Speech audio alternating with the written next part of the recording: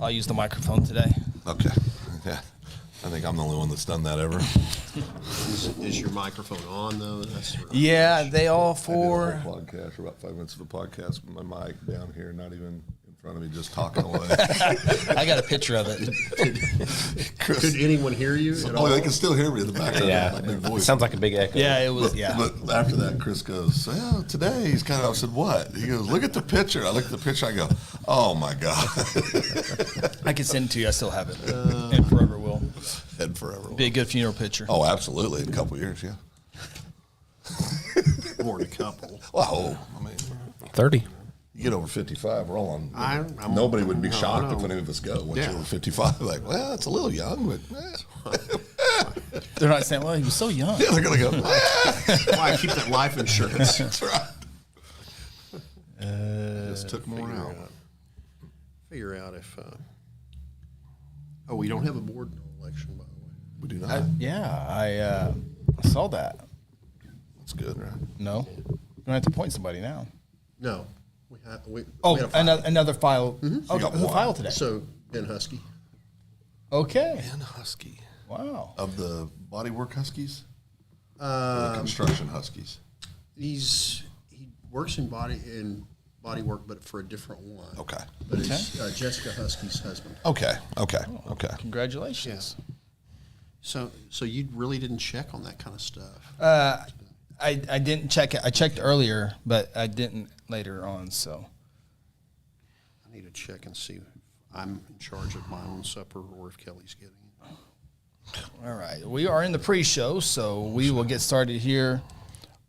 Once we We're get live, though. Yeah, yeah. Okay. Yep. We're all working.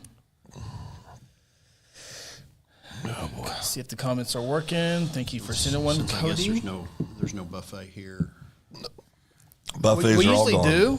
Phil usually has catered up here, but Tried to. I got the water up here last Is week. it because of the guest this morning? No, Doc, if I'd had time, we'd have had steaks up here. I mean, for the three of you, I'd had a nice vegetarian salad with water.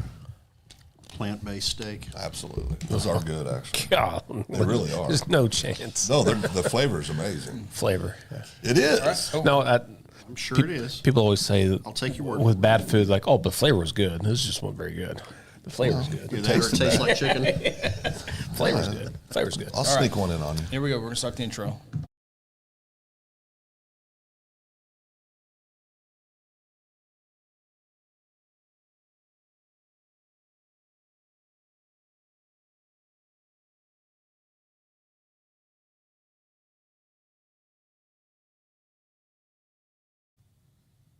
Hello and welcome to the High School Huddle. It is Wednesday, December 6th, 2023, the final week of high school football. 5 state championships in the books. 6 state championships in the books. 3 more to play this week, beginning on Friday with the Class B title. 2 state championships on Saturday at UCO Chad Richardson Stadium. 1 o'clock and 7 o'clock is the A in Class 2A state championships, and we are done with football after that. Welcome in High School Huddle along with Ronnie Phillips, Dr. Mike Simpson, Phil Nicholas, I'm Chris Evans. We will talk a lot of high school football. We'll have highlights of the state championship games coming up here in a little bit. We'll have some game analysis as well. We'll also take a look at the 3 title games this week as well. Should be a fun week of football. And but first, we are going to bring in Dr. Mike Simpson, who is the superintendent of Guthrie Public Schools, also a member of the OSSAA Board of Directors. And today was a busy day for the OSSAA as they announced with a 12-1 vote. The directors approved an exception that, the board voted to allow one transfer. And there's a bunch of things to get into here with that. But pretty much it allows one transfer for any high school student who has established athletic eligibility at an initial school.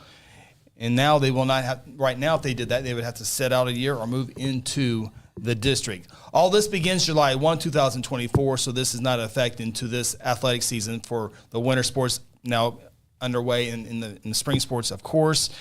And the board also voted to establish a July 15th as the deadline for free transfers leading up to each school year. Afterwards, a hardship waiver would be required, as it is now for the upcoming school year.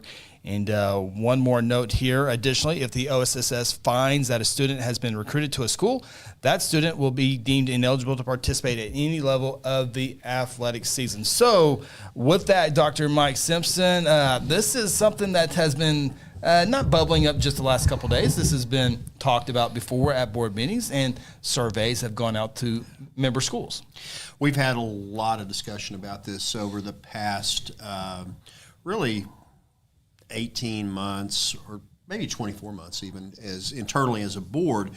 But one of the things that was a catalyst for this is when the state legislature passed open transfer for students with across the state. And so now every school district has to establish a capacity for their for each grade and for to accept the transfers. And if they are over that capacity, they can't accept a transfer. And it's set by the board, and it's reviewed quarterly. In fact, I just reviewed our board agenda for next week, and that's on our agenda for the December board meeting. So that might, for one school, might be 50 students, and for another school might be 700 students per class. It's depending on the school district and what they could, because obviously we're not going to have the same capacities as an Edmond Santa Fe or an Edmond North or a Mustang, because we're a smaller district and our buildings are smaller and things like that.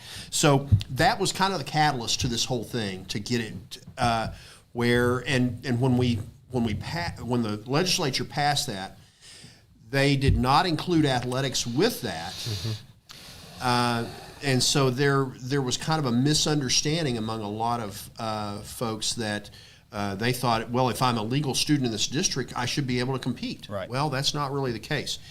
But kind of going back to a little bit of history of some of this stuff. It's been, and I had the conversation at the board meeting today. Those of us that have been in this business for as long as I have, and a few of the people on that board, we can remember when you actually had to establish residency in the 7th grade in order to, and then if you moved, even in junior high, you had to get a hardship. If you transferred, you had to get a hardship or sit out a year.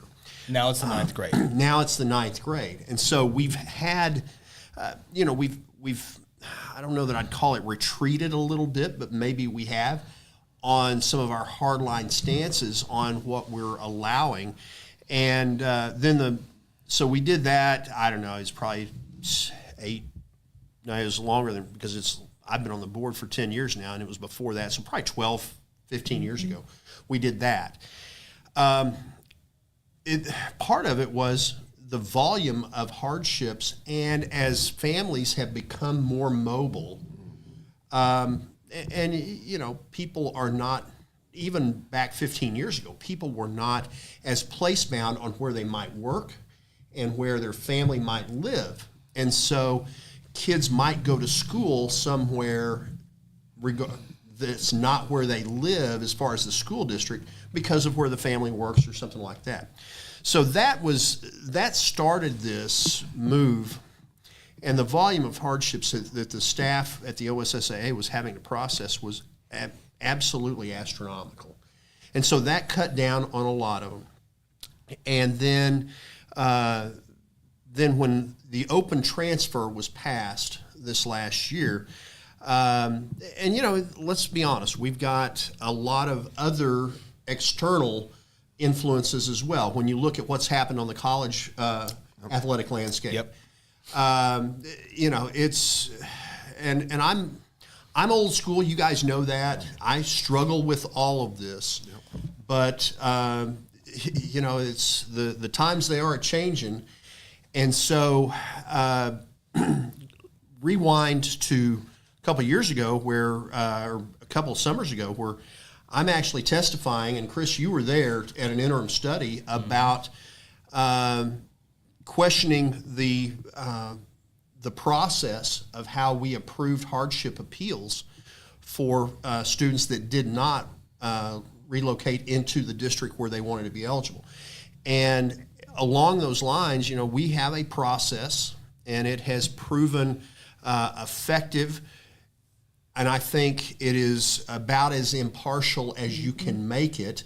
I don't think you can ever say that it's 100% impartial, but I think it's a good process.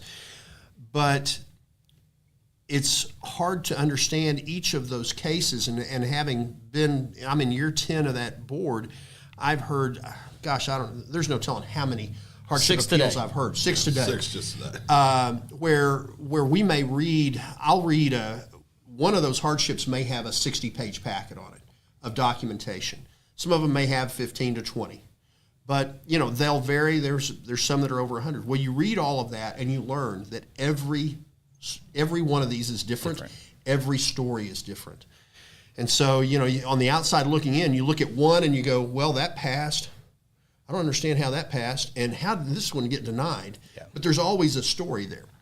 And so taking this along with where we are as a state politically and trying to meld all this in was a key part of what we were considering as a board.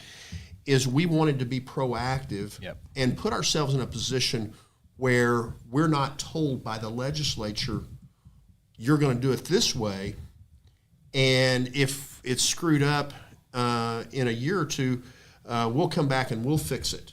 Because a lot of things that happen at the state capitol, especially it seems like in education, it seems like it's a lot of times that way. They won't ask what they think should happen, but instead they'll put in what they think should happen without ever considering many circumstances that they wouldn't be aware of. And from what I've learned over the years with legislation, there's a school or district or somebody upset, and so they go to their state legislature in that area of their world, and that legislature understands their world, and where they might not know the other parts of it, and just kind of go what they feel for their home base, not knowing that the OSSA has to make a decision statewide. Yeah, and that's how the unintended consequences are hard to fathom, but are always present when you do things, and that's where we wanted to try and be out ahead of this, so that we're working with the membership, and we took this out to all of the. Every school is invited to an in-person or a Zoom meeting with of other administrators, where the leadership of the OSSAA meet with them, and they have a dialogue. It's not a monologue; it's a dialogue where they seek opinions and try to get input. And then we do multiple surveys and things along those lines. But being able to communicate some of the political realities, because in some parts of the state, in some pockets, people may not be as in tune to what is truly going on in the Capitol. And I think we've seen that with a couple of key things from the last legislative session. The first thing is obviously the open transfer. Mm-hmm. And the next thing is the tax credits. Those of us that are in the school business, we still call them vouchers, but the tax credits for students that attend private school. And those things were hot topics, and something that probably had something to do with some of the catalysts for some of the action that we took today. So kind of put it into perspective, if a student is attending Montana High School and their sophomore year and they want to go to New Hampshire High School, they can just go, if the school accepts them, they can just start playing. As long as they keep it before that July 15th deadline, they can automatically play. They don't have to move in there, automatically play. And that's if that's their first move. If that's first after move. their ninth grade year. Okay. When you establish eligibility for your ninth grade year, and wherever you are there, that's where you're, regardless of where you live, that's where you are. So if we have a kid that lives, let's say in Perkins, that gets a transfer into Stillwater as a ninth grader, their eligibility is tied to Stillwater, not Perkins. And you can go, elaborate as living in Perkins and attend Woodward High School. Obviously, drive. That's Sure. not, Yeah. just to make it a little bit more easier. It's not neighboring schools, but you can live in Perkins and go to Woodward. Be an Altus and go to Union. Yes. Yeah. Yeah. If you had a plane, I guess. Right. And this also confirmed this as well, because I'm sure people will asking. So Johnny's a real good football player, and he wants to play for the best team in the state, Bixby, but he wants to play baseball at another school. He cannot move and he cannot transfer after football season to baseball and be eligible right away. Correct? He'd have to move in or do the hardship. Yeah, July. and that's why we tried to vet this. We also tried to consider, there's a whole lot. We all know now there's a whole lot of stuff that goes on in the summertime. Yeah. Yep. And we, if a coach has worked really hard to help a student athlete in the summertime, and then then they move. Let's say if we put the date at August 1st, they work all summer with one team. They realize, I don't know that I'm going to play because the guys around me are really pretty good. Yeah. So we tried to find a happy medium there. We looked at surrounding states. Arkansas has a July 15th. So they have an open Deadline transfer. as well. Arkansas does. Yes, they do. So Oklahoma's not didn't know will on this. Yeah, and that's ours is very similar to Arkansas. Okay. On that. Dr. Simpson, I got a question. Chris pointed out, and I see that I'm still in your notes here, but talks about that if it's deemed that there was recruiting going on, that the student athlete will not be able to participate at any level. What are the possible consequences if it's found that coaches were recruiting? What are the checks and balances for those coaches?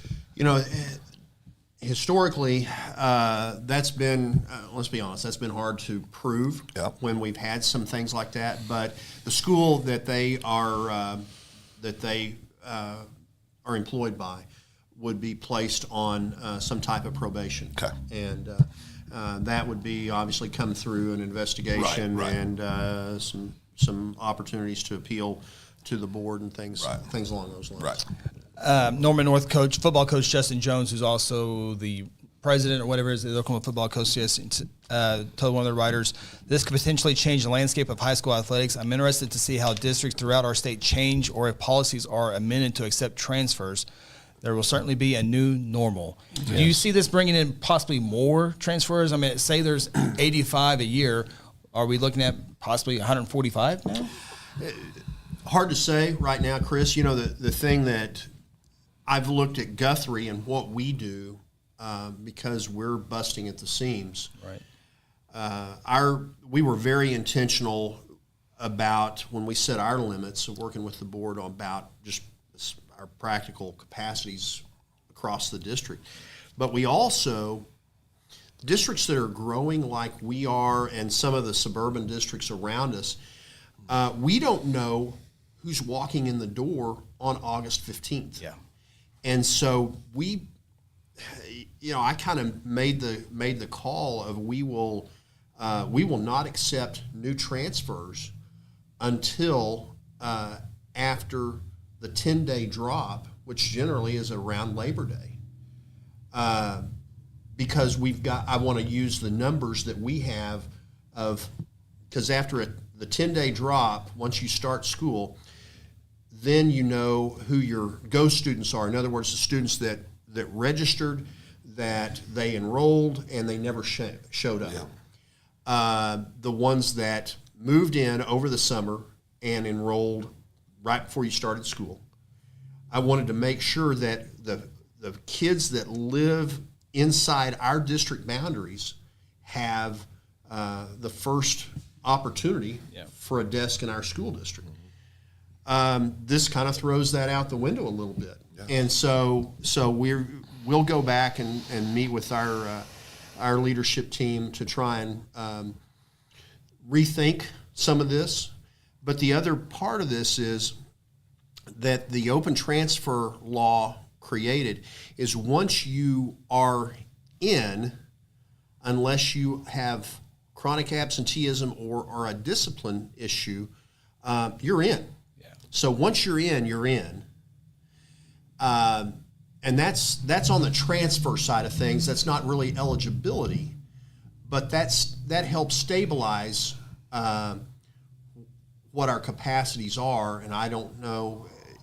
This has all been kind of a learning experience this year with the open transfer, and we didn't even have the variable of athletic eligibility. Right. The one of the first things I thought, and there's a lot of Bless people, your hearts. a lot of people throwing different scenarios out there, but honestly, the first one that came to mind, Oklahoma City Public Schools and Tulsa Public Schools, the two largest school districts. I mean, there's some great athletes out there. Now it's going to be a little easier for them. And back in that interim study, it was the discussion of rich families had the ability to get up and move, where now families who can't just get up and move, then with this transfer deal, now they'd be able to do what interim studies say the rich families can do. Yeah. Well, and it's kind of always been the notion, even back before we opened it up for the freshmen. One of the challenges, and this is long before I was on the board, one of the challenges with the OSSAA has been it's either the rich or the transient. Right. Okay. Because the rich could have a second home. And we had many situations way back when I first was in coaching and before I was even an athletic director, where families would just go buy another home. And so they had dual residency, and then the OSSA passed a rule policy, part of the Constitution, I'm not sure which it is, where you couldn't do that. And then, of course, when if your family is somewhat transient, in other words, you rent and you can pick up and move pretty easily, then you can go find a place if it's available and you can afford the rent. You can go find a place pretty easily wherever you want your kids to go to school. If it's and that can be for benefit of academics or it can be for benefit of athletics. Yeah. Did you guys discuss a lot of the loop? When any type of law or rule or something, there's always people out there trying to find the loopholes. What are our unintended consequences? Yes, what are the unintended we're going to consequences? figure Yeah. some of those out, Yeah. probably. Yeah. The staff is they're going to get together and trying to hone up some of this and some of the fine print that we can approve as a board. The way we did this as a board policy, not as a matter of the Constitution, so that the board can make changes to this. That's good. As opposed to, it's cumbersome, but for appropriate reason to change the constitution of the organization, and it requires a vote of the membership, and sometimes that can be time consuming and challenging. This can be done with board action if need be, and that was something that we were intentional about doing to make.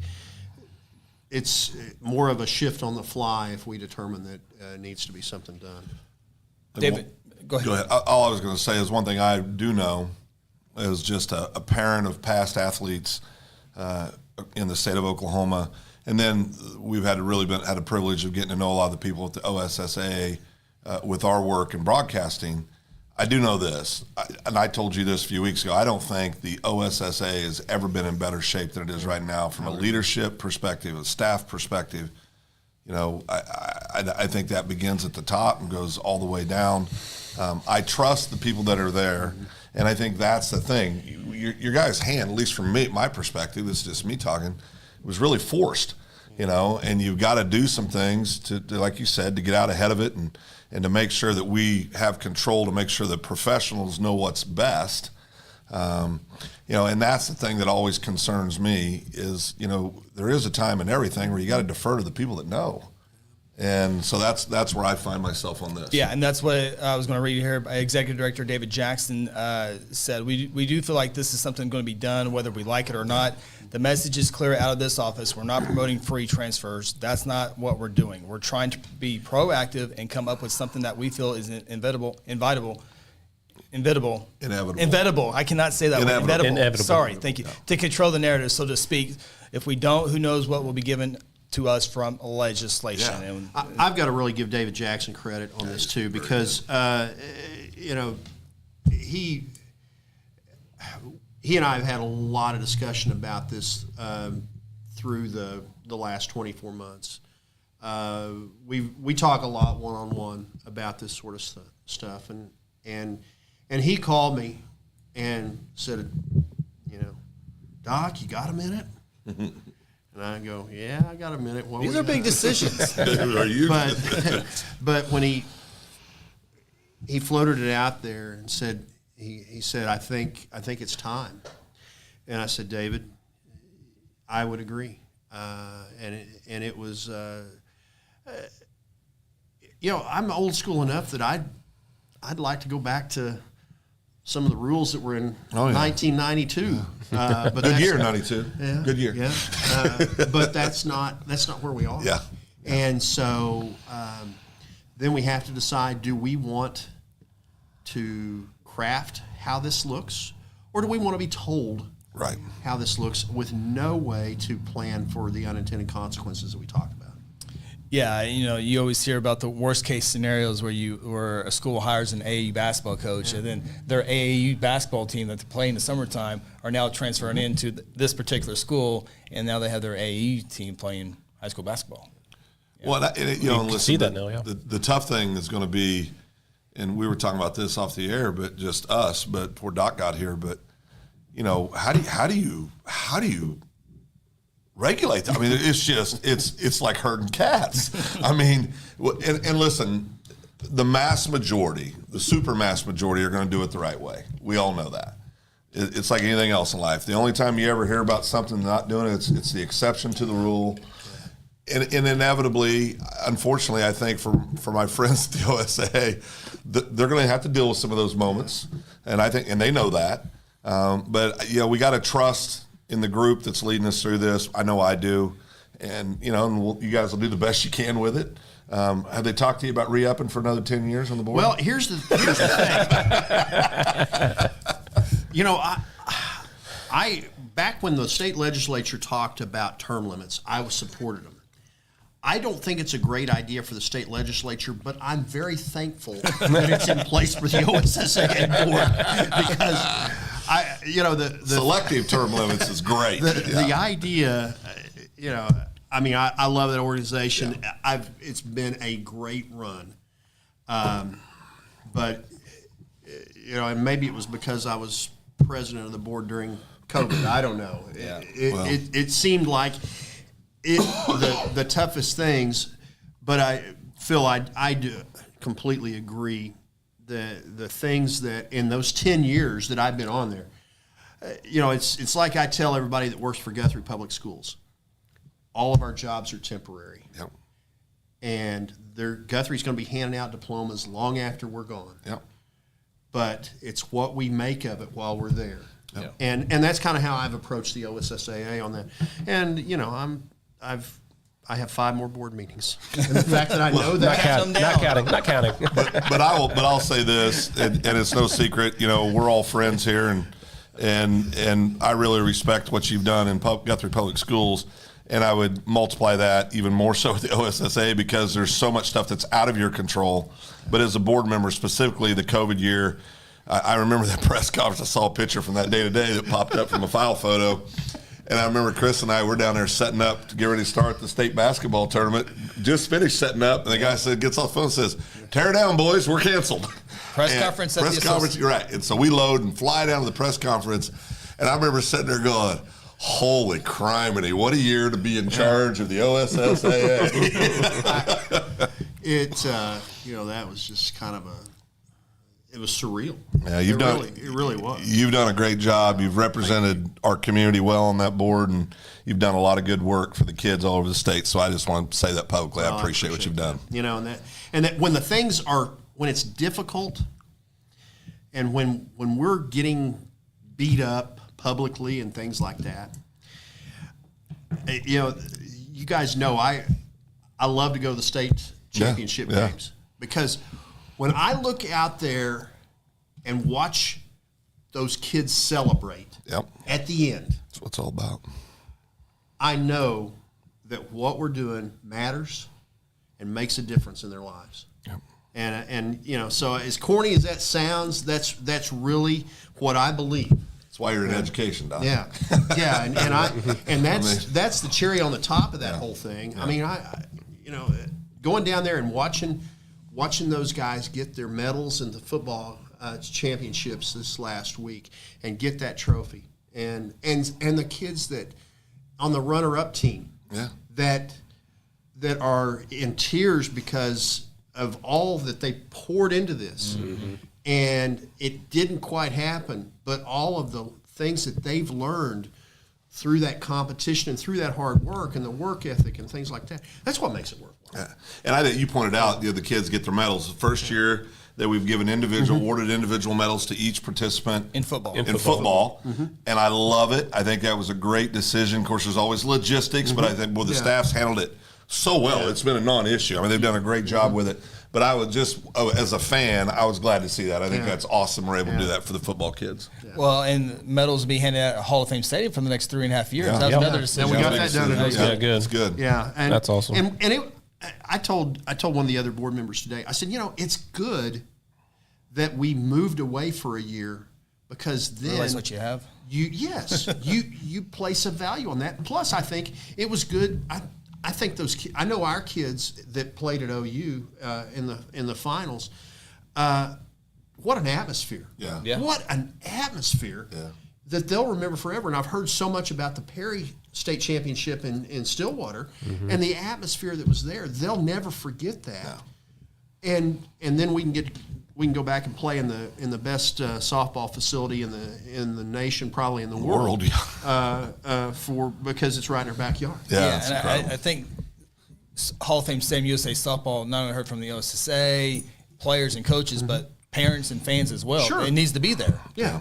I mean, the notion that we would have such a facility sitting empty on the weekend that we're determining our state champions. That's why I'm proud of him. And David Jackson handled that one himself personally as well. I mean, he's the one that got that, got everyone to the table and brokered that deal. He's a good leader. Yes, absolutely. We appreciate you stopping by. I'm not going to try to keep you more than 30 minutes. We're on 30 minutes. It's been a long day. Dinner's been ordered or cooked. I'm not sure which one which yet. one it is? I'm not sure. I'm not sure yet. I heard you got extra skillets at the house to do those in now. So Oh, boy.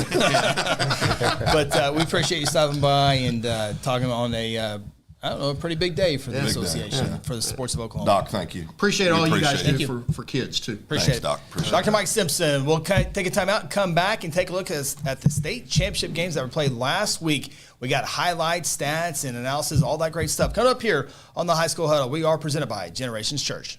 At Generations Church, we exist to love God, love people, and serve both well. We're a multi-generational, multicultural church that believes in being a light to our city and our region. At Generations, we don't believe that church can be put in a box. We're a church that accepts all people from all walks of life, young, old, rich, and poor, and you will feel welcome at Generations. Join us at 10 a.m. every Sunday at 2524 West Noble in Guthrie, America. You can also join us at generationsguthrie.online.church.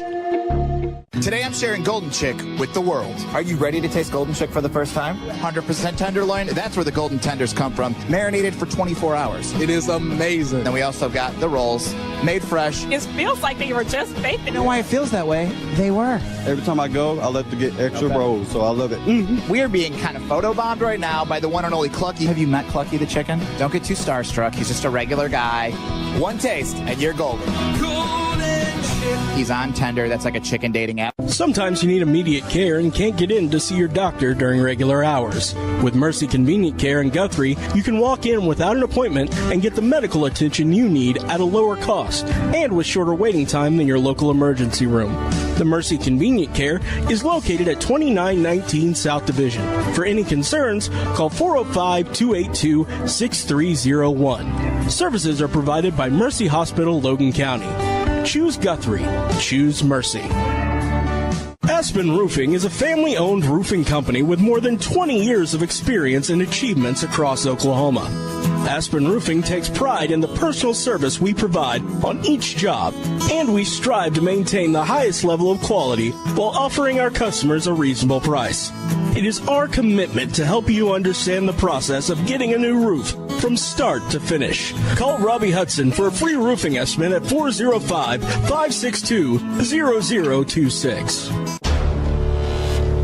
Exxon was founded by 2 combat-proven veterans to help businesses grow from mediocre to exceptional. We know from experience that your culture and trust throughout the organization drive superior performance.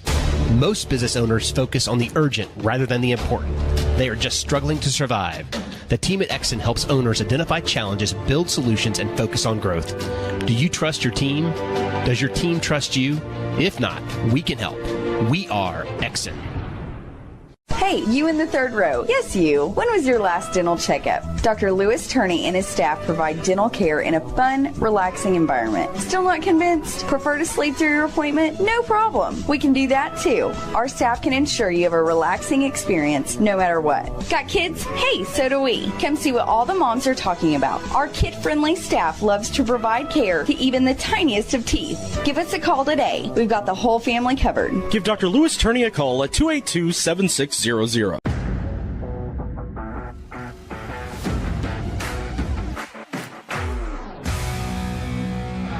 Welcome back to the High School Huddle, presented by Generations Church. Welcome back. High School Huddle, Wednesday, December 6, 2023, week 15 of the high school football season. Ronnie, Phil, Chris with you. Appreciate Dr. Mike Simpson stopping by earlier, visiting with us with the Rule 8. Rule 8 is the transfer. Rule 14 is the private school. If you need to know your rules, we appreciate him stopping by to kind of give us the background of that information that came out this morning at the board meeting. And, if you... Well, we're going to need programs next year, boys. I just told Chris and Ronnie off the air, I said next year in August when we kick off football season with the high school huddle, we'll have a 4-hour segment covering all the transfers in the state of Oklahoma. Well, I told you last week on the show that AD should provide roster with transfers on it. You did. And now you believe me now? You're a prophet. There's going to be a lot of... And I kind of mentioned a little bit with, Oklahoma City, Tulsa Public Schools. If you have a stud player I'll just be blunt here. If you have a star player at Tulsa Edison, Bixby, Union, Jinx are all right there. You don't have to move, and you go to school there. Well, I'll tell you now, the people who are going to benefit most of these are your metropolitan areas, right? So, again, you think Carl Albert's been dominating in sports the last 20 years? Oh, hold on. Sit back. Yeah. It's going to happen even 10 times more because guess what?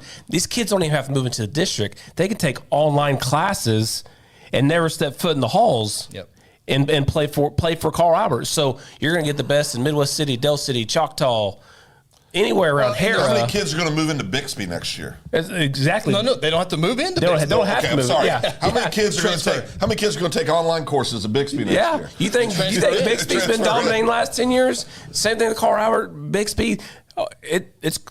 They might not ever lose another game in the world. They're going to in every sport, not just football. They're dominating every sport already. They're going to move up to Division II. They're never going to lose again, Carl Albert. Add UCO and East Central to the football. I'm telling you. And beat them. But, you certainly don't think Miami, Altus, Guyman. Well, I don't. But there are little pockets because, baseball school, Dell High School. Yeah. If you're a baseball player, if you're a basketball player, La Mega. I mean, I'm just making up examples. I'm not saying anything particular about your school. I'm just bringing up an example. No. Could you imagine if you don't have to move? The stud baseball players over at Delta called up Eli over there in Fort Cobb, Bronx, says, "Hey, you guys want to win a state championship next fall and spring? All right, cool. We'll be playing baseball for you guys next fall and next spring." I have this mental picture of a group of seniors, 4 or 5 seniors that don't agree with the coaches or whatever, parents that don't agree or whatever. They all get together and say, "Well, let's all go to collectively. Even let's say if they're just not great players, but they're just good players, and there's a small town that's 15 minutes away." All those kids are going to go there. And the perfect move as a group. Yeah. The perfect example, and I'll use this collegiately, so I don't use any high schools. I'm just using examples when I say high school names. But you have a star player that commits to the University of Oklahoma, and so now he's tweeting all the guys that are thinking about going to the University of Oklahoma. Now you do that at high school, Absolutely. Montana High School, and now you go, "Hey, I'm going to Montana. Come on over. Come join us." And the perfect example is AAU basketball. Oh yeah. They're going to play in the summertime. Hey, we can keep playing again. Let's all play together for the next but one time. get that one coach, and that one school wants to hire that non-teacher but a coach, a late coach. I will tell you this: next year we'll have plenty of material for the high school huddle. It's going to have to be updated. We get done with the show, it's going to be outdated. We're already behind. No, it is. Yeah. No, it's going to be crazy. Yeah, no, it's a real thing, and honestly, I agree. The OSA. I don't mean. I apologize, no. but they did what they had to do. Yes. This has nothing to. They did what they needed had to do. Yeah, no. But I'd much rather OSSA put their stuff out instead of having legislators get involved in. Now you don't have any control of what anything goes. State and federal government, everything they touch turns to gold. Well, no, Kevin Stitt was with Vince Young this week, and I'm out on him. Oh, out? Yeah, I'm okay, out. Done. But they were working together for kids. Yeah. That's a good deal. Is that what he said? He did that, hook 'em. He did? No, yeah, just kidding. Okay. No, but like I said, again, I'm worried that, with like this year in 5A, we had some good teams. Claremore was a good team. Guthrie was a good team. Yeah. Bishop Kelly was a good team. Elgin's a good team. Bishop McGinnis played good late. I'm afraid those teams that had historically had good teams, they're going to be mediocre now because kids are going to go take online classes or just transfer to the next best school. See, I think Elgin will be a benefactor of this rule. Lawton. With all the Lawton time. Oh, yeah, no doubt. Up and coming, great facilities. Yeah. I think they will. I think they are going to be Elgin a huge thrive. benefactor. Yeah, Cash over there is pretty good. And I'm not saying that, and Elgin's not doing a darn thing wrong. I'm not saying that. But I think there are certain schools that are on the outliers that will benefit from this. Yeah. I mean, in a big way. No doubt. It's going to be crazy. With that being said, I brought it up on the 5A state championship broadcast when we were talking about Ladanian Fields, Rodney Fields. They were at Southeast High School, and if they would have had it, all of them stayed together, and they would have won, 5 or 6 games, probably not make the playoffs. But they move or transfer to Del City, and they better themselves. Yeah. So I think it was a win for them. No, I get it on all sides. It's just an athletic decision. Correct. Yes, athletic decision. And I think that's the thing we've all got to kind of embrace is that, those of us that have lived a few years, just let go of what we used to know. Yeah. It's over. It's gone. Just forget about it. Doesn't matter if you're talking high school or college. Let it go. I'm turning to the old guy because I've lived a little bit of that back in the for 20 some odd years. Right. This could also benefit the teams that are moving up in classes. McGinnis is going 2A. Absolutely could. So that could benefit McGinnis next year, right? Yep. By getting some transfers in and competing at that level. And same thing with Piedmont. I know it's not a private school, but they're moving up as well. They could benefit from transfers as well. And I think there's schools like your Perkins Tryon that have things going in such the right direction over there. Perkins Stillwater, right easy, there. Easy. Another one. How about the little triangle of Edmond, Piedmont, and Deer Creek? And throw in Cashin right there. All in that area. How about this? Tuttle. Blanchard, right? Newcastle. Are you kidding me? Newcastle. And the key to this whole thing is Rich Creek. And the whole thing, guess what? Online classes. You don't have to step foot in the hallways. Yeah, you can take online classes. You take online classes, never even step foot in Total if you live. So you just show up to practice. Who's number 6? What about Noble? Noble possibly going to Norman. Kids going to Norman. There's options. Yeah. Everything's in play now. Or the other way, if you're a Norman player and you're not getting any playing time, you can transfer to Noble and maybe get playing time there. I mean, it's not we're talking about the elite kids, but there are those scenarios where that works out. Hey, real quick before we get too far, big huge thank you to Larry Busby with the $10 super chat. Thank you so much. Thank you, Larry. He says, "Go Hooker Bulldogs." We'll be talking about those Hooker Bulldogs. Appreciate that, brother. In a little bit, as they will be playing in their first ever state championship. So thank you so much for that. We do want to get to our comments here. We appreciate these, and this is what makes the show fun. Zippity Two-Step. I love the name. That's awesome. That's good Zippity Two-Step, my favorite name. I think most of the 5A, 6A teams will be fine. Watch out for those in A and 2A players bumping up. Yeah. I think you're going to see a lot of it in 5A and 6A too. I think you can definitely. I think you're going to see a lot of it everywhere. I think you'll see situations where there's really good athlete, like a kid that's a standout that maybe is at a 2A school, but for whatever reason has convinced himself that he needs to play at a bigger school. I think you'll see some of that. I think you'll see kids at bigger schools that say, well, I want to go down a couple classes and really be a stud, right? I think you'll see some of that. but I think you're going to see a lot of the just. I think you're going to see transfers everywhere in every class. I think it's the Wild West. Put your spurs on, boys. Well, saddle up. It's going to be interesting. One thing I'm worried about is the head coaches out there, right? Yeah, you put them in a situation. You develop these kids from when they're young, and they're leaving right now anyway. But again, now let's just say everybody goes to the schools we're talking about. Yeah. Now the coaches that have been at this have put in time in these schools, and now they're just leaving. Now they're just left with literally nothing. Yeah. You know, that's tough. Yeah, that's tough. It is tough. Tim comes and says, Tim Hurst, private schools aren't going to be affected. How I mean, Tim, and I'm not disagreeing with you. Maybe he has Yeah. Do you have anything? I mean, why do you say that? I'm not questioning that. I don't. Because I get it on the surface, but maybe it hurts private schools because now you can transfer to a school and not have to pay tuition. Yeah, could. I don't know. I'd really like. If you want to be a private school, you're going to be a private school student. Yeah. But I guess now, since maybe you couldn't move, maybe I'm not sure. I don't know. Why is it? Does Tim have a kid that plays? Yeah, Easton Harless. Yeah, we're going to talk about. I was joking. I tend to remember the kid that had 487 tackles last Saturday in the state championship game. 14.75 tackles per game this year. Kid's a beast. Yeah. So we're going to be talking about those games here. He's a player. He's good. He's a player. From my understanding, I thought it would happen this Friday, but apparently it might happen tomorrow. A decision at Owasso for their football coaching position. So that could come down as early as tomorrow. I was told maybe Friday of this week, but it might happen as early as tomorrow. And what's that again? Coach Blankenship. Potential retirement. Yep. And maybe a new hire. Maybe it's just a retirement. I'm not sure, but I think that could come down as early as tomorrow. And in other news, there you go, Tim. Yeah. I was wanting to get Tim. We'll get on here real quick. Yeah, I got some other news I want to get to off the field before we start looking at the championships.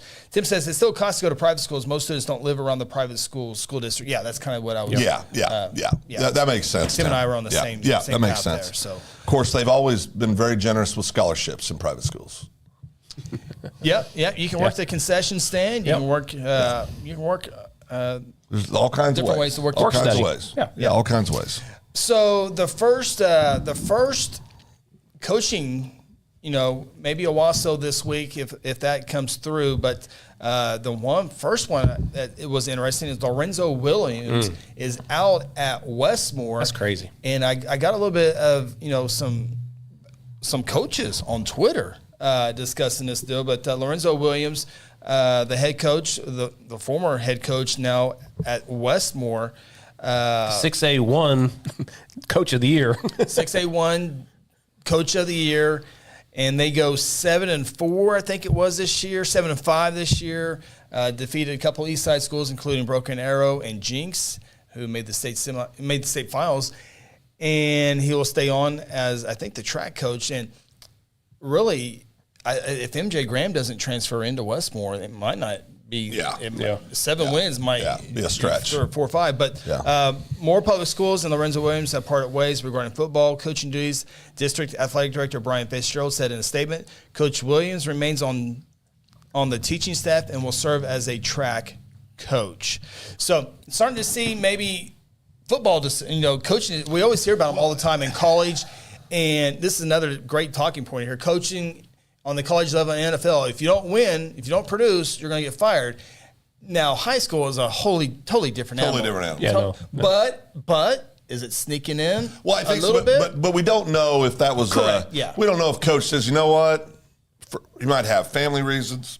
According to his coaches, assistant coach, I don't think that wasn't the case. I don't think that's so. It wasn't his decision. Yeah, and I'm not talking any more specific on this, but do you see it maybe creeping in? 100%. Yeah. I mean, because I used to always say, people would say, well, that coach has got to go. I said, listen, he's a good man. He's a good teacher. He runs a good program. Yeah, maybe they don't make it to state champ. Maybe they don't win a lot of games. They win, they one game over 500 or something. But you don't fire a high school coach that's doing everything right. You can bring in Bill Belichick when you coach your high school team. They're still going to win 4 games. I think Jimmy's and Joe's matter. Right. I think it does start creeping in. Because especially with the news transfer thing. I mean, if you're getting transfers, you're not producing. you're not going to be at the school again.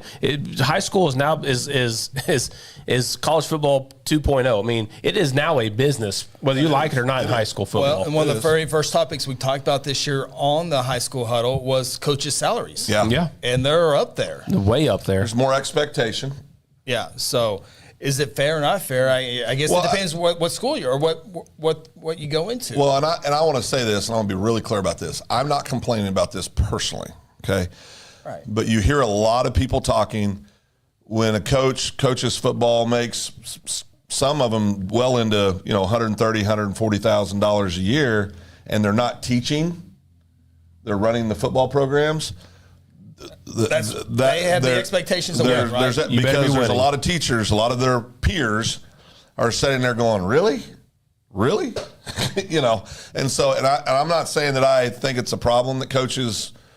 I want everybody to make as much money as they can. I think that's great, but I think with that comes expectation. I don't know why this is. I'm trying to get to this feed, and it's touchscreen can be tricky sometimes. I want to get a big thank you to Zippity Two Step for the donation, and it's going to be kind of hard to see because I'm fighting it. I'm not going to report you. I promise you. Are you trying to block him? I'm definitely not going to block you. He's just donating. I'm trying to. What's Chris doing? He's drunk with power, Chris is. I don't know what's going on there. Oh, thank you, though. Yes. Thank you. Thank you, Zippy. Zippy says, great watching the season. Always fun to tune in throughout the year. It has definitely been fun. Appreciate your comments as well. Is a great it really name, does too. help our show and gives us different thoughts from different parts of the state. Doubt. And I wish we had more people comment. I know a lot of people watch, but don't want to comment, and I understand that. We know a lot of people watch. Yeah. We found that out last weekend. At sure UCO. Ronnie and I walked down on the field apart. Yeah. And then we see each other and said, I had like 4 people come up and talk about our show. That's great. So it was great to see those folks, and we're really happy that people are enjoying the show. I mean, but it's always better. It's always better when you've got folks contributing and commenting and giving us their 2 cents. Says go Eagles. Don't know which Eagle that is. I have a suspicion. No City Eagles. Could be. Oh, no, Philadelphia Eagles, I'm sure. Philadelphia Eagles. Yeah. Well, I know we're going to talk about that game here in a bit, but it's a great year Del City had. Yeah, in fact, I wanted to finish this one out without talking about the championship, so we can have a clean slate. Sure. We'll talk about football games after this second break of the show. We do 3 breaks, so we're going to talk about the games and some of the key moments. And we've had some great games and really 2 blowouts. Yeah, 2 blowouts. 1.5. One that was 2 games were controlled by one team. Yeah, completely controlled. Yes. Yeah. And a third that you kind of always knew how it was going to turn out. Yeah. I'm rooting for an overtime game. We have last year we had 2. I can't remember. 2 or 3. I just know we have a quote for we do the production. Not the 7 o'clock game Saturday. No. 1 o'clock. Yeah, 1 o'clock. Yeah. A lot of equipment to pack up that night, but do the 1 o'clock donation.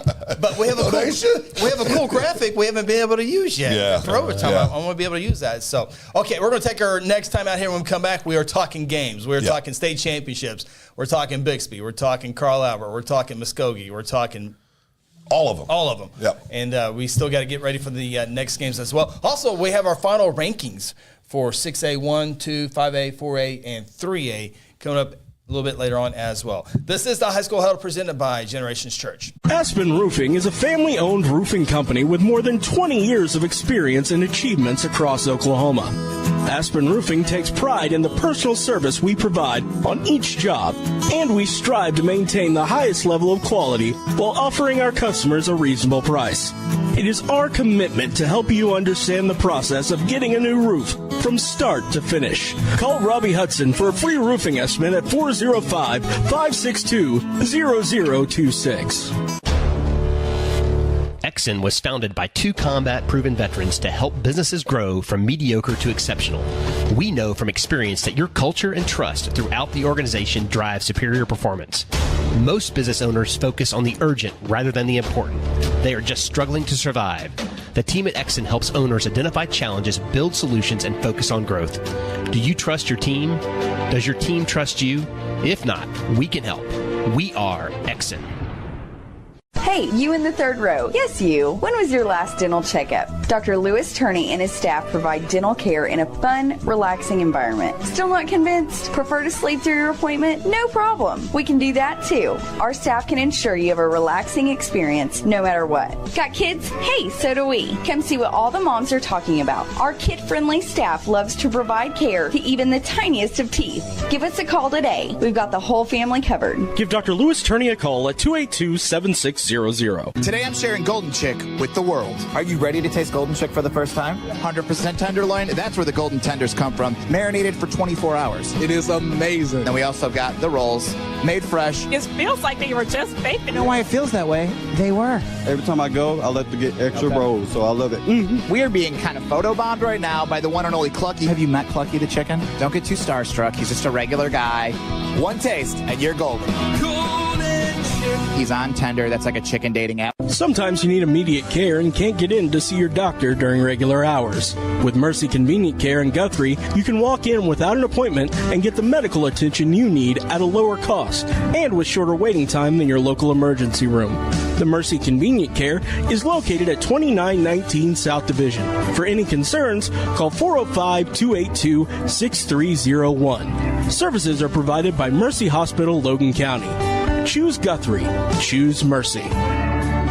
At Generations Church, we exist to love God, love people, and serve both well. We're a multi-generational, multicultural church that believes in being a light to our city and our region. At Generations, we don't believe that church can be put in a box. We're a church that accepts all people from all walks of life, young, old, rich, and poor, and you will feel welcome at Generations. Join us at 10 a.m. every Sunday at 2524 West Noble in Guthrie, America. You can also join us at generationsguthrie.online.church.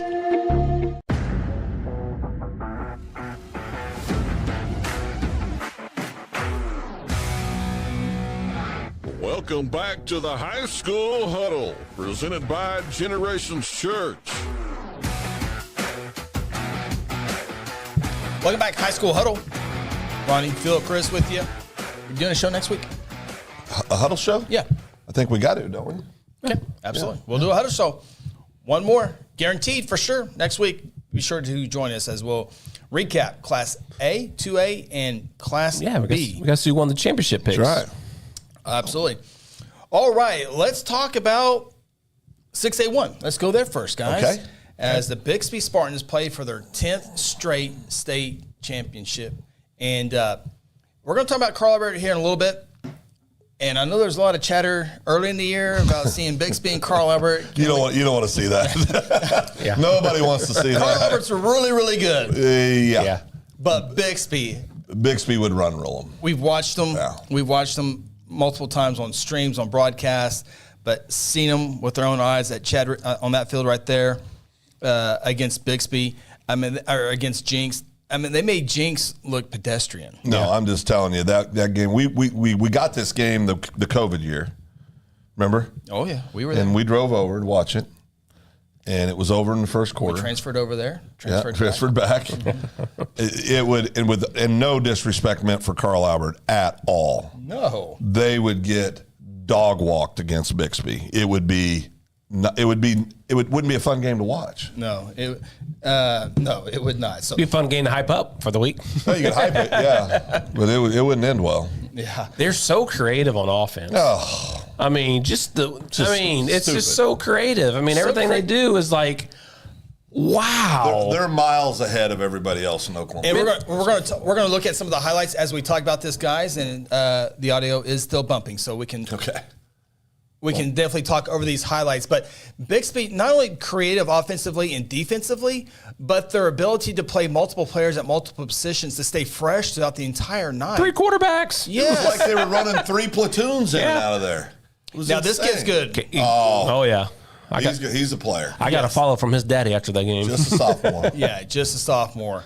Talking about Jones. Katie Jones for Jinx. He wears jersey number 2, but he was, he was one lone spot. Bixby jumped out to a 14-0 lead in the first quarter, led 28-7 at halftime, and then ended up winning this game 49-21. And it wasn't that close. It was not that close, and Bixby had 512 yards of offense while holding Jinx to 238 yards. And this is Jinx, folks. This is not, this is not your normal high school football team. Jinx is well known around the nation, and they put 512 yards on them on this night. Is a hat on a hat all night long. Holes to galore for the running backs there.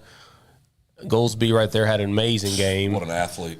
Holy cow. Jet Turner, by the way, who played for Jinx, played for Bixby this year, 25 carries, 241 yards. Did not score a touchdown, though, but 241 yards on the night, almost 10 yards per carry. He had a long run of 50 yards. 3 quarterbacks, all 3 of them passed it, including Chase Kirby, the primary passer. Once you set this edge. 10 of 16 passing, 2 interceptions, 108 yards, including a touchdown. Clay Peters was 2 of 3 passing for 2 touchdowns. And then Cordell Gooseby threw 1 pass, and, of course, he completed it for 29 yards. And Cordell Gooseby, 5 catches, 87 yards, 2 touchdowns receiving.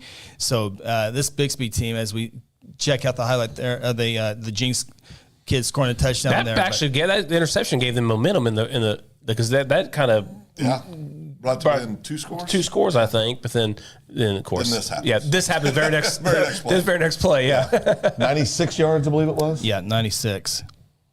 Yeah, that made it a 28-7 game. That would be in the first half. That was Cordell Gooseby on that 96-yard kick return. And then we're going to see Bixby score a couple times here. Jinx will get a couple scores. Bixby will score 3 times, I think, and then we'll have 2 more Jinx scores here in a little bit. But this Bixby team was fun to watch. It was fun to watch, and they kind of got boring because they're just so good. It's so good. Yeah. They're so good. So disciplined. Athletes everywhere. Unbelievably well coached. Well, all the different formations and all the creative. All the eye candy they give you, So they've won 9 out of 10 state championships, right? Yep. So some people, you're on one side or the other on these things. Do you like dynasties or do you not? I always tend to like them. I appreciate a great dynasty. I respect those kinds of things. I like dynasties. Yeah, I do too. All you got to do is go beat them, right? Yep. That was the final score there in the 6A1 highlights. So congratulations to Bixby once again. And I'm sure they're going to be working on their facilities here pretty soon. And so they're going to get better and better as long as Lauren Montgomery's there. And then you had the transfer rule. Yeah, which, they've had some kids move in. But they don't want to move in now. Jet Turner. It's real easy now. Turner. Yeah, Jet. Make sure you're there Monday through Friday from 2:30 to whenever. Yeah. So those were the 6A1 highlights and some stats there. Congratulations, Bixby. We'll now take a look at 6A2. It was the Muskogee Roughers in a fun game. I think it was the game of the week for me. Yeah, they beat Stillwater 28-26. First state championship for the Roughers since 1986. Congratulations, Travis Hill, his third season as the head coach. Yep. Maybe second or third as the head coach. He was there as a defensive coordinator. Of course, he's won a state title before with Tall Sea Central, but what a game that was as 28-20 going into the fourth quarter. Stillwater gets a score but can't get the 2-point in. Well, and I'll tell you, it was that's probably. Wouldn't you say that's the best game? That was the game of the week for me. Yeah. I mean, 6A2 gave us the best game we had all week last week, and they gave us the worst games all year long. But the last 2 weeks have been awesome, fabulous. Yeah. But and I don't know. I mean, I knew Coach Hill, but I didn't know him. I don't know him well. I got to talk to him before the game, and then interview him throughout the game, then after the game, and I'm proud to say I got him to cry. He choked up. Okay, he choked up. Okay, 10 years from now, I'll be telling the story. I got him to cry. Yeah. No. He was obvious. It meant the world to him. This group of kids taking a state title back to a community hadn't seen one since 80. What'd you say? 86. 86. It's just those moments are so special for all these coaches and kids and. It's an incredible experience, and I just encourage everybody. There's still 2 you can watch this upcoming Saturday, and then another game Friday you can go watch if you want to go watch some Class B football, correct? On Friday night.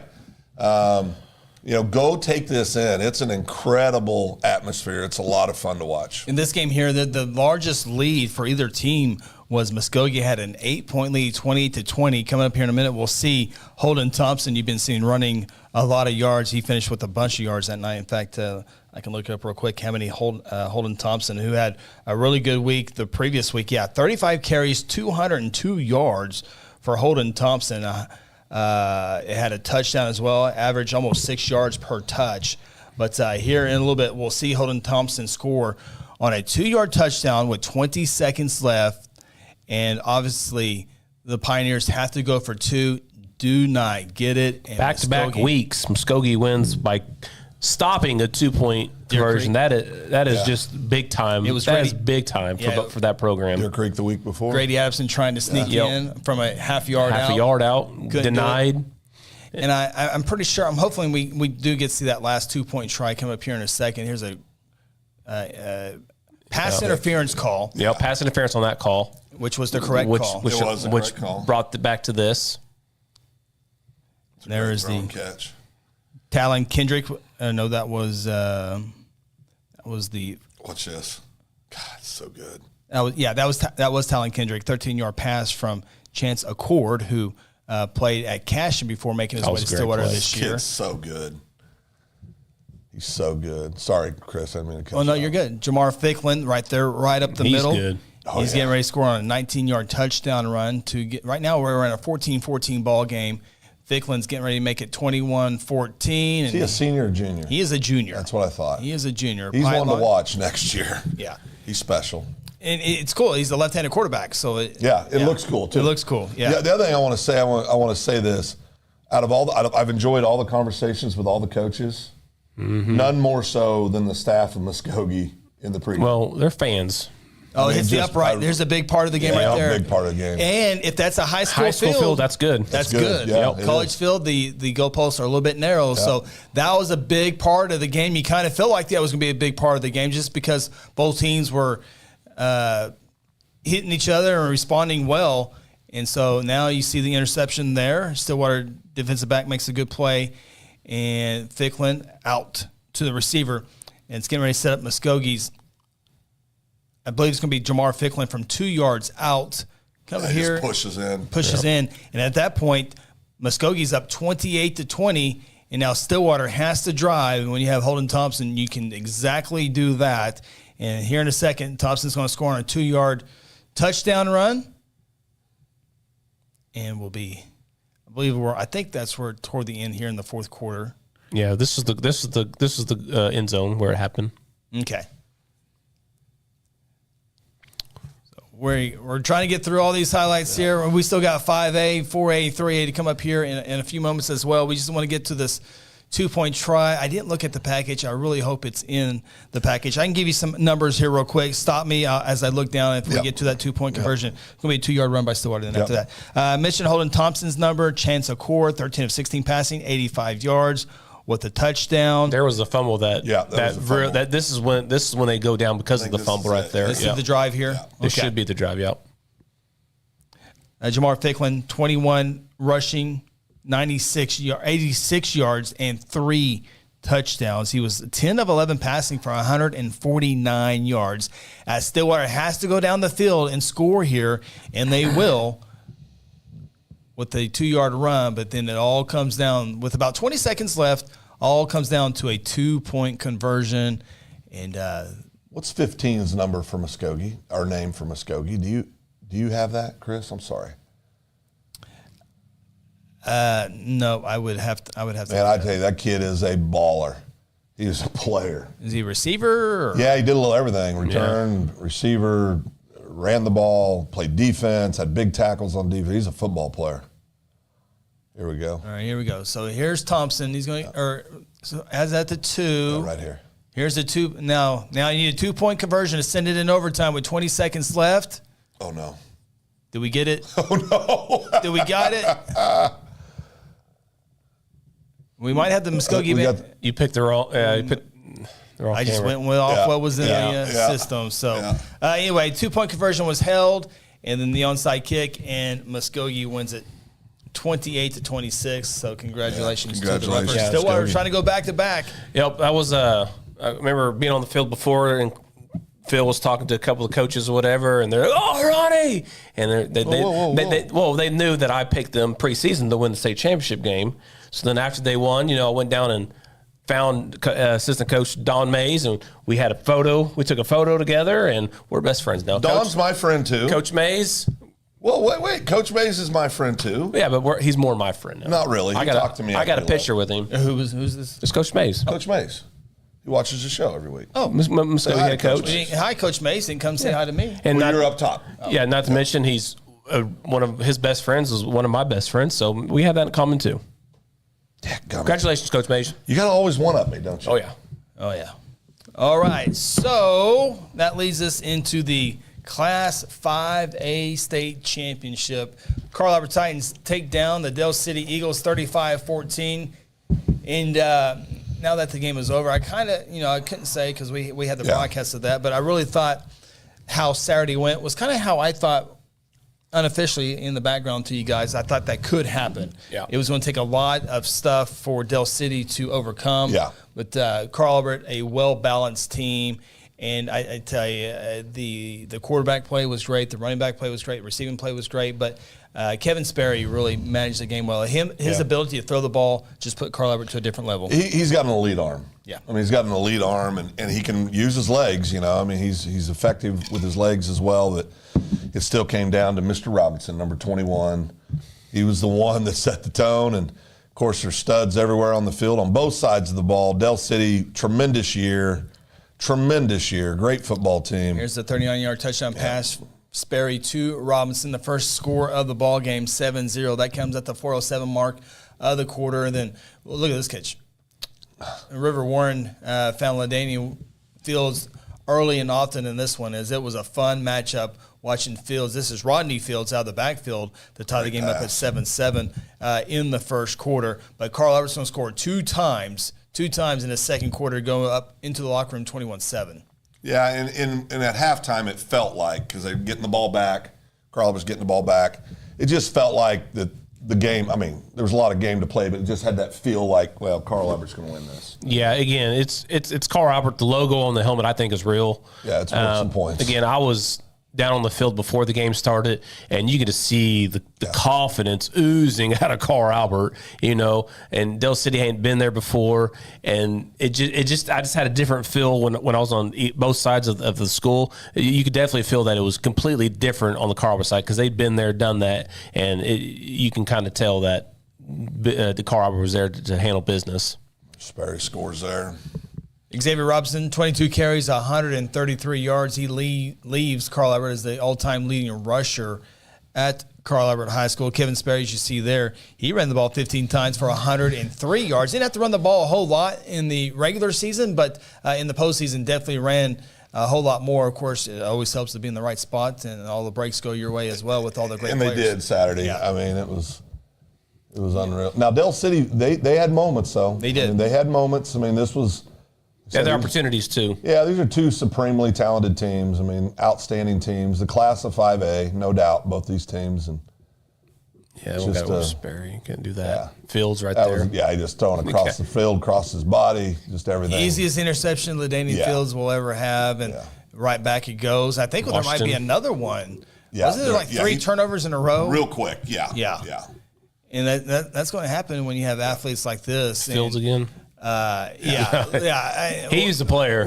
He's a player. Yeah, we're going to be talking about LaDainian Fields here in a second as we take in all these highlights here. Braylon Adama. Boy, what a good football player. Really good football player. Here's Xavier looking for a way into the end zone. And 3-year career at Carl Albert. This is a perfect ending to his high school career, this run right here. Yeah, power. Another one here. Speed, strength. And strength. All strive there. Fields can't even work. I mean, yeah, no, he's got football speed. And all the OU coaches. Right there he is. There's Easton Harler. There he is. We got that one in there for sure. That kid's a football player. I hope he plays somewhere. I don't know what his future and what his plans are. He's been getting offers. I saw on Twitter lately. He's been getting a couple of offers. He is the good shot of Dr. Simpson there. Yeah. He is the. By the way, that was not a catch. Yeah, no, that it was yeah, not. No, that was on the carpet. But Harless he's just a football player, and if he wants to go play somewhere, he'll get a chance. I mean, he's a good, very, very good football player. Don't know what his plans are. He might just want to go to school and be a student and have fun. But whatever it is, what a high school career! Congratulations to you. One of the better defensive players I saw all year. Mr. Fields, I agree with you. I'm not going to argue on that one. What was that? Larry Fields, best player on the field, regardless of win or loss, was number 9 for Dell City. LaDainian Fields. Will not argue and that he point. Just says yes. I am biased, and we're not giving you lip service here, Mr. Fields. No, we're not, because we talked about this all the time. Well, we talked about over the weekend. The best player that I think I saw all year, as far as electric, and of course I saw him against Guthrie and I saw him against Carl Albert. So those are the two things I really saw, and he was special on both of them. But he's one of the top ones that I've seen all season long. Well, for me, I got asked this morning in a group of guys that love high school football that I have coffee with in the mornings, and they asked me the question, who's the best player you personally saw this year? And I said, well, that's simple. It's LaDainian Fields. Yeah. And I'll tell you why. He's a D1 kid, Power 5 D1 kid, offensively or defensively. Yeah. He can do it all. He's a football player through and through. He was blessed with unbelievable talent.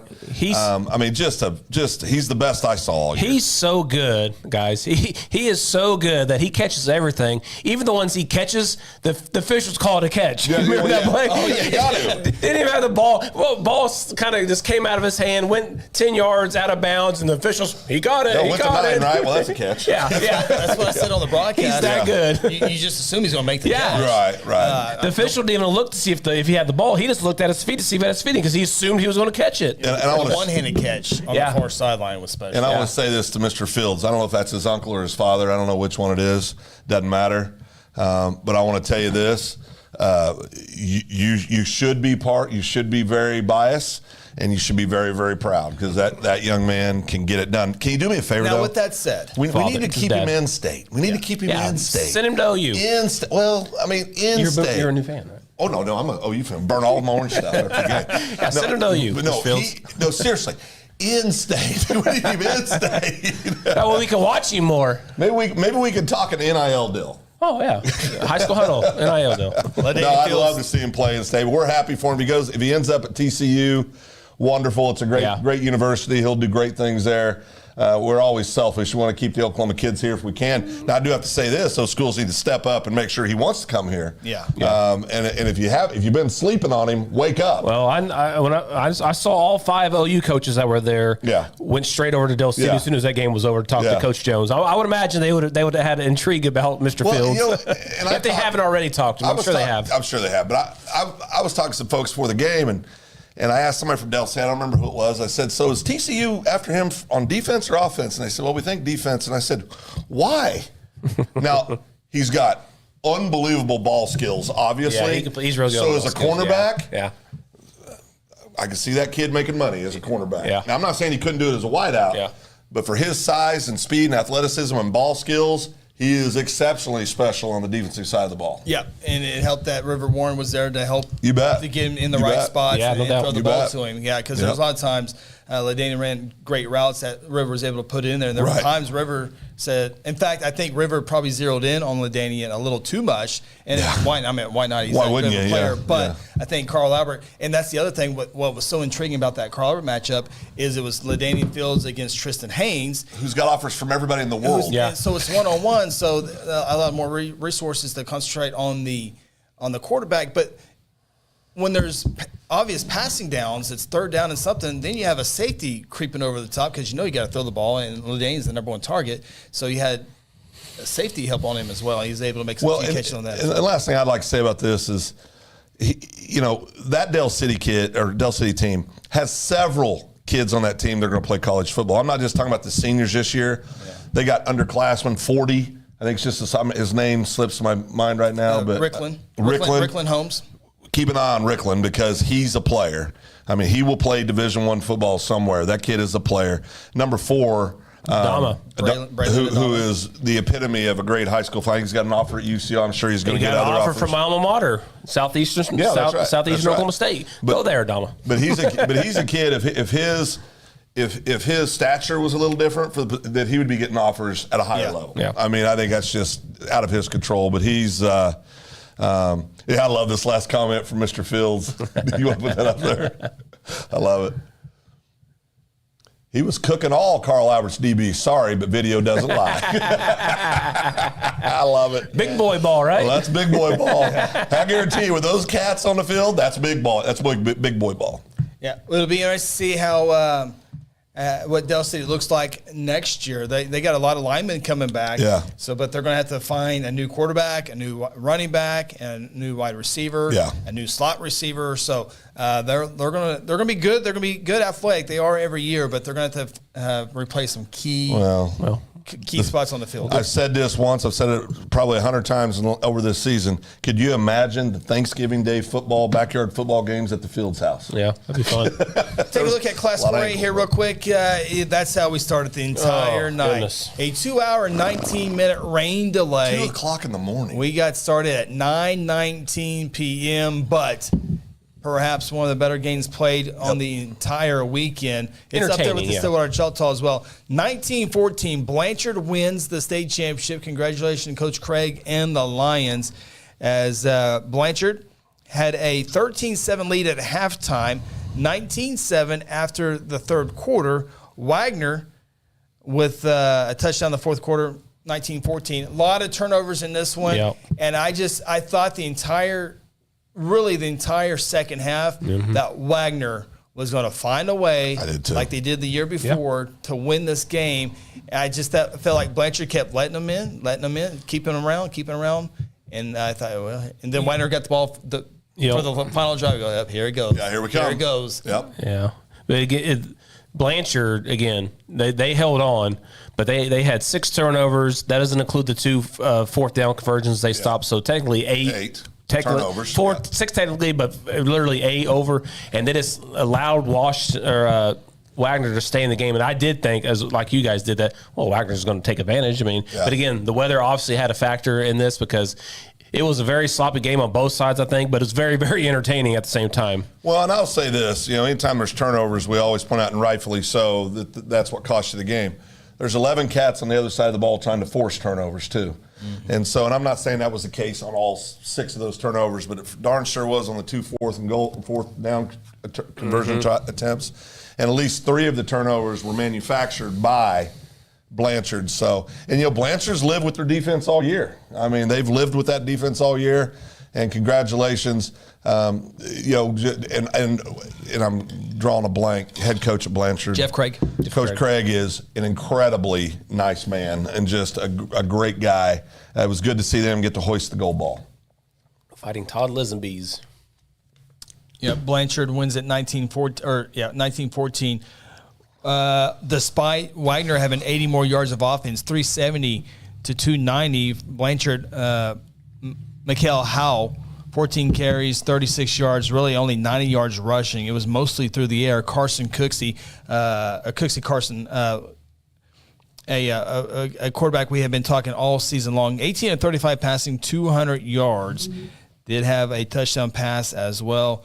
He hit 5 different receivers on the night as well. So a lot of defense played. Wagner, quarterback Kel Charbonneau, 19 rushes for 150 yards, and he also was 15 of 29 passing for 198 yards. Whit Edwards, the commit to Vanderbilt, 9 catches, 143 yards. So I think was that the catch? I think we get one more here. There. Did get a foot in. This was a good catch. We slowed it down, went frame by frame, and did get a foot in there. There you see. Yeah, somebody probably should target him one more time in the game. He's a freak athlete. Yep. Yeah. So the way this one will go down is Wagner has the football down 19-14. We'll see it here in a little bit, and they'll go down the field, march right down. Had a couple of chances at it in the end zone. A little fade was incomplete in the left corner. And then on 4th down, needing to score and win, they fake left. You see the touchdown there by Whit Edwards. Look there. He's a handful. Yeah, he is, again, committed to the University of Vanderbilt. And we'll see it here a little bit. But one last chance. They fake left, go across the other way, and unable to throw it in the back of the end zone. Really never had a chance with the pass to, of course, the quarterback was being hounded. He threw it in the back of the end zone, really didn't have a chance to complete the pass. And Blanchard holds on for the state championship. Yeah, and I think Ronnie hit it on the head. It was an ugly game, but boy, it was entertaining. I mean, it was a fun game to watch. Yeah. The turnovers kept going, and you're like, man, another turnover, another turnover. I think we got another turnover coming up here in a second on the pass. I love those unis. Yeah, right here. Right there. The big boy. He said he was one step away from breaking it all the way. he's reliving. I'm down on the sideline doing sideline, and here's the final drive, I think. And he says, great pass there. He says, man, he's telling his teammates, I was one step away from going to the house. That's a fish story. That's a lineman story is what that is. 2 plays left in the game. They go for the win, incomplete. And then the final play of the game, fake left. Nothing there. Go back the other way, almost slip. Throw it back end zone, and incomplete. And Blanchard runs off as the state champions in Class 4A football. And let's get real quickly here as much as we can. We got one more break that we got to get in here, so we'll try to get in as much as we can here. This is the Class 3A state championship between Heritage Hall and Lincoln Christian. Lincoln Christian wins the state championship. Final score in this one, 48-28. And the big story in this one is Heritage Hall quarterback Andy Bass, right there with the football, number 7, had an outstanding first half, and he's committed to the University of Oklahoma. He can get it done through the air and on the ground, as you see here. And obviously not going to be a quarterback. Oh, so the OU logo there. Not going to play quarterback at OU, but he's going to be an athlete, and they'll find a spot wherever that spot may be. But the story here, Andy Bass, 9 minutes to play in the third quarter on first down and 10 play, is tackled out of bounds, and really before that happened, had an injury that was not a lot of contact, just kind of fell wrong on that knee. And from that point, he had to leave the game. He was out the entire game. He had crutches on. He had crutches. He had a towel over his head, and obviously did not come back and play. From that point on, Lincoln Christian outscored Heritage Hall 27-0. Yeah, Heritage Hall was really controlling that game, and had looked like they were going to go into win another state championship. But as soon as that Andy Bass injury hurt, when your leader goes down, it just literally takes the wind out of their entire offense and defense, and the team for that matter, right? Your leader goes down, and then at that point, it is just kind of it's too bad for Heritage Hall that it had to end that way with an injury like that to Andy Bass, because this game would have went back and forth, right? This goes at one point was 28, going back and forth. It was 28-7 at one point, and Lincoln Christian got actually 2 scores when they were just kind of 1-1. They ended up getting 2 scores at halftime to make it 21-28. And again, Heritage Hall was going right down there to probably score again to take another 2 lead. Then the Bass injury hurt, and again that just took the wind all out of Heritage Hall, and you can see it. You can see it was tough. And then obviously the backups came in and just did the best they could. Did the best they could. Yeah. It's just not Andy Bass, Well, and listen, you don't ever want to see any kid be injured, and you sure don't ever see any kid end his career, high school career, with an injury like that in a state championship game. It's doubly hard for a kid that's had the kind of career Andy Bass has. You want to see a guy that was a unique moment. Got the helmet stuck together, but. He'll rehab that knee. He'll be ready to go. I think he was looking at a redshirt year next year anyway. So he'll redshirt, come back probably bigger, stronger than he ever was. So he'll be okay. He'll take the Eric McCarty route this year. Like McCarty blew his knee out too last year in the playoffs, and he had a red shirt and we're still rehabbing it to this day right now. Yeah. You never want to blow your knee out, but if you're going to do it, it's good to do it your senior year, going to a Division I program with all the facilities that you could ever want. Yeah. Whereas if you're at your high school, you're not going to get that type of level of care. So, as we saw, Lincoln Christian finishes the ball game on a 41 unanswered points as Heritage Hall scored their last touchdown with 4 minutes and 46 seconds to play in the second quarter. After that, it was they were all scoring Lincoln bunches Christian. before that. And so congratulations to But I want to say the Bulldogs. Bulldogs. I want to say this. Injuries are part of the game. Not to diminish what Lincoln Christian did. They're the state champions, and they went out and competed, but you got to keep it real also. And Andy Bass, Heritage Hall team is not the same team.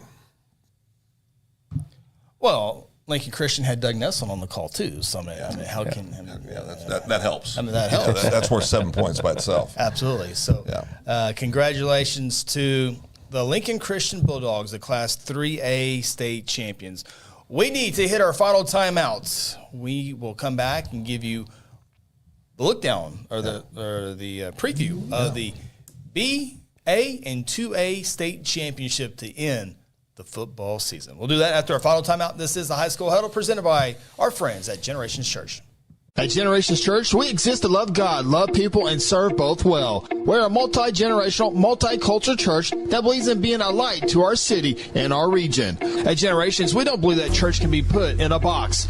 We're a church that accepts all people from all walks of life, young, old, rich, and poor, and you will feel welcome at Generations. Join us at 10 a.m. every Sunday at 2524 West Noble in Guthrie, America. You can also join us at generationsguthrie.online.church. Hey, you in the third row. Yes, you. When was your last dental checkup? Dr. Louis Turney and his staff provide dental care in a fun, relaxing environment. Still not convinced? Prefer to sleep through your appointment? No problem. We can do that too. Our staff can ensure you have a relaxing experience no matter what. Got kids? Hey, so do we. Come see what all the moms are talking about. Our kid-friendly staff loves to provide care to even the tiniest of teeth. Give us a call today. We've got the whole family covered. Give Dr. Louis Turney a call at 282-7600. Today I'm sharing Golden Chick with the world. Are you ready to taste Golden Chick for the first time? 100% tenderloin. That's where the golden tenders come from. Marinated for 24 hours. It is amazing. And we also got the rolls, made fresh. It feels like they were just baked. You know why it feels that way? They were. Every time I go, I like to get extra rolls, so I love it. Mm-hmm. We are being kind of photobombed right now by the one and only Clucky. Have you met Clucky the chicken? Don't get too starstruck. He's just a regular guy. One taste, and you're golden. He's on Tender. That's like a chicken dating app. Sometimes you need immediate care and can't get in to see your doctor during regular hours. With Mercy Convenient Care in Guthrie, you can walk in without an appointment and get the medical attention you need at a lower cost and with shorter waiting time than your local emergency room. The Mercy Convenient Care is located at 2919 South Division.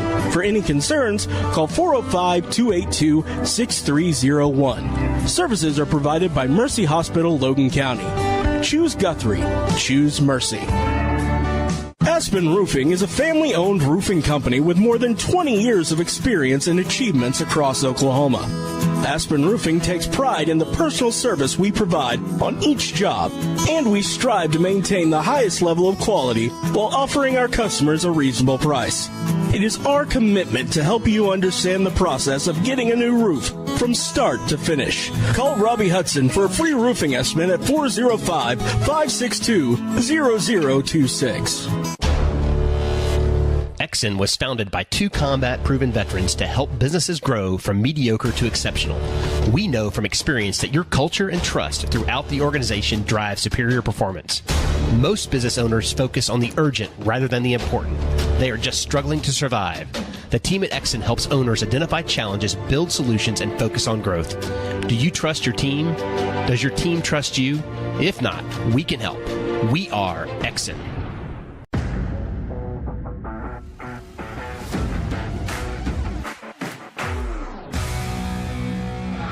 Welcome back to the High School Huddle, presented by Generations Church. Welcome back. Final segment here on the High School Huddle. Appreciate you sticking with us here tonight. Again, a big thank you to Dr. Mike Simpson, OSSA board member and superintendent of Guthrie Public Schools, talking about the new transfer rule that is in high school sports. We call that an amendment to rule number 8 in the OSSA handbook, if you're familiar with that, if you want to go study that on. But it's going to allow each athlete good for one transfer. I call it the Wild West. The Wild West. Yeah, we'll just call it, instead of Rule 8, we'll just call it Wild Remember, West. we had one kid start at one school, transferred to another, transferred to another, and then transferred back. Yes. That would not be able to be unless they made bona fide moves. But then don't you have to sit out a year? Not if you make a move. Not if you make a move. Yeah. Okay. And if you move into the district legitimately, it's a move. But you can't play football, then move to another school and play baseball, can you? No, I think it's a year. You got to wait a season. Yeah. Yeah, So I think that's right. Anyway, that was our first segment. If you missed that, and go back and check that one out. We got 3 more state championships to talk about here, and it all actually starts on Friday night in Class B football. Game will be played at Southern Nazarene University. It will feature the Comets of Velma Elma taking on the Sealing Wildcats. 7 o'clock, Southern Nazarene. Velma Elma takes down O'Keene 56-48. And Sealing held on to beat Regent Prep 42-40. Those games last week were played at Western Heights. Again, Velma Elma, the Comets, and the Wildcats, Friday, December 8th, 7 o'clock. You can watch that. If you're unable to attend, you can watch that on the NFHS network. And Mark Rogers and company will be there for that game. At 1 o'clock on Saturday afternoon at UCO Chad Richardson Stadium. By the way, UCO got a nice compliment, a plaque or something for being great hosts. And they are great hosts. Holy cow, they are. I can't remember. I have to look it up, but they were recognized for hosting the state championship. So congratulations to them. Chris Brannick, the SID, put out an article today on that. So congratulations. But at 1 o'clock on Saturday is the Hooker Bulldogs making their first ever state championship appearance, and they'll be taking on the defending state champions in the Fairview Yellow Jackets. So you'll have something interesting happen at about 3:30 on Saturday afternoon. Yeah, and you wonder, is that going to be similar to that 5A game we talked about where, kids that haven't been there, kids that have been there, that are used to being there, does that factor in? But Hooker took down Hominy, and I'll tell you what. Woodland. And that was a heck. Oh, I'm sorry. No, it was Hominy. You talking about Fairview? I'm talking about Hooker. Oh, I thought you were still on Fairview. No, I'm sorry. Took down Hominy. I thought they did. Took down Hominy, and that was I thought Hominy was going to be in the finals. So congratulations, Hooker, getting there. You got one more left, kiddos. You'll get it this Saturday. Yeah, Hooker wins over Hominy. Final score there, 27-24. So you look at the Hooker run. They defeat. I'm trying to see who they won. Their first, I didn't go up far. They beat Mangum in the first round. Beat Minko in the second round. Really good football team that we had in the top 5 often this year, and then beat Central Salisal, and then to get that victory over Hominy, 27-24. A lot of people, including us, all had Hominy getting to that state championship game.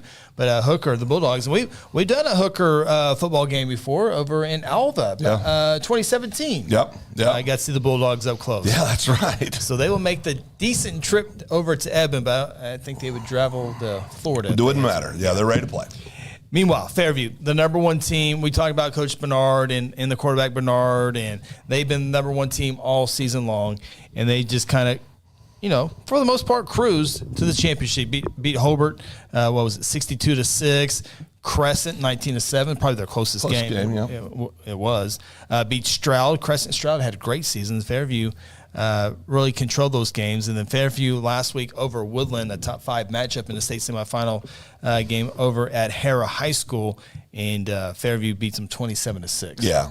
Fairview has got it going on, anytime you have a returning quarterback that's a coach's kid from that won state his junior year, coming back his senior year, most times, especially at any level of ball, the quarterback position's obviously the most important position offensively. As we saw in the 3A game. Yeah, it's the most important position on the field offensively, and they're good. But I think Hooker's on a roll right now. Yeah, definitely playing their best football. Yeah, that's for definitely sure. are. So 1 o'clock on Saturday, and then the entire season will wrap up Saturday night kickoff 7 o'clock. It will feature the Washington Warriors taking on the Millwood Falcons. You ever heard that one before? No, I never heard that before. Yeah, it is a repeat of last year's state championship game. Obviously, Washington coming away with that victory. I think close game. Yeah, I think it was a 2-point victory for Washington. Game. And Washington Millwood's been number 1, number 2 all season long, and so wouldn't have it any other way with the top 2 teams in that class squaring off. Washington, though, had to hold on to beat Jones 35-34. They had to take a couple snaps at the end to get the clock off at 3-0, but Jones, number 3 team in that class, So Washington had everything they wanted plus more. Yeah, that score actually surprised me. I thought they would win the game, which they did, but I didn't think. I thought it would be a 2-score game, something like that. And, man, I tell you, Jones, what a great year for Jones. They played a lot of really tough teams and on district play, had some injuries throughout the year, battled back, got kids healthy again, came back. But great year for Jones as well. And, if you follow 2A football, Nate Roberts and Alexander, the tight ends. And if you know that, you definitely know Major Cantrell, the quarterback. He is a huge part of the offense. I know the tight ends get a lot of prop, rightfully so, but Major Cantrell is the heart of that team. Can't wait to see that. And, of course, Millwood Kiefer, 34-29. Why do you kick the ball? Mr. Nickens. Why do you kick the ball to him, Ronnie? You kick it 30 yards out of bounds. Yeah, you kick it up to us, up in the booth. Kiefer scores, goes up. They kick it off. 12 seconds left. 12 seconds left. They kick it off to Mr. Nickens, who has made play after play on the football field and on the basketball court. By the way, on the basketball court for state championships. And now he's going to play for another football state championship. Returns it 90, 95, whatever it was. And that's how Millwood goes to the state championship. No. Squib it, play defense twice. Kick onside. I don't do anything, but you don't kick it to him. Yeah. Man, that's tough. I bet Kiefer. Nightmares. Still haven't Absolute nightmares. That would be so hard. Yeah, so hard. So hard for that. But tough deal. Anyway, we'll have that game 7 o'clock on the NFHS network. That'll about do it here. We're a little over again. Are we doing rankings? Final season rankings? Yeah, we can take a look at those real quick. Final season rankings. Final season rankings, 5A or 6A through 3A. 6A 1, Bixby 1, Jinx 2, Union 3, Owasso 4, Santa Fe 5. I think we were all unanimous on that. 6A 2, final rankings, Muskogee 1, Stillwater 2, Deer Creek 3, Choctaw 4, Sand Springs 5. We put Bartlesville if it extended on. Class 5A, final rankings. Number 1, Carl Albert. Number 2, Del City. Guthrie, number 3. Guthrie, 2 losses to number 1 and number 2. Claremore, what a year it was for them, finishing 4th in the final poll. And Bishop McGuinness, surprise there at that 5 spot. Yeah. Good season for them. Really a strong second half. 8-4 season, and a strong playoff run for them. Class 4A final rankings, number 1, Blanchard. Number 2, Wagner. Poto finishes number 3. Ada, 4th. And Tuttle, number 5. And the final 3A rankings, 1, Lincoln Christian. 2, Heritage Hall. 3, Perkins Tryon. So close. 7 points away from maybe getting into the state championship. Marlowe 4 and Sulphur 5. Good season for Marlowe. Yeah, very good season. Great football team. Fun classes to follow definitely all season long. We'll get out of here for not the last time. We're coming back next week, so you got to put up with us one more time in the football season. Again, if you watch any of the state championship games, check out the NFHS network. We'll be at UCO with the production on Saturday. Be sure to stop by. If you are going to the game, we'd like to say hello to you. Appreciate it again, Dr. Mike Simpson, stopping by for our first segment. If you missed that talk on open transfer, you can go back and watch the replay. We might be able to cut that segment out and make it its own for social media purposes. For Ronnie Phillips, Phil Nichols, I'm Chris Evans. Best of luck to your team. There's not many of you left out there, but best of luck to you. This has been the High School Huddle.